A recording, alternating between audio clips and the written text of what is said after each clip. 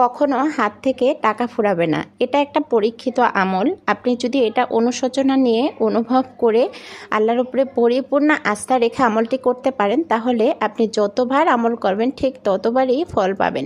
দিন প্রচারের নিয়তে এটা সবার কাছে পৌঁছে দেওয়ার অনুরোধ রইল। তো 1 নম্বর আমল হচ্ছে যে সূরা ইখলাস 11 বার পড়বেন। 2 নম্বর হচ্ছে ইয়া রাজ্জাকু 11 বার পড়বেন। 3 নম্বর হচ্ছে ইয়া কাজিয়াল হায়াত 21 বার পাঠ করবেন। ইনশাআল্লাহ যে কোনো সময় আমলটি করতে পারেন। আল্লাহ আপনার রিজিকে বারাকা দান করবে। আপনার হাত থেকে আপনার আল্লাহর রিজিক কখনোই ফুরাবে না।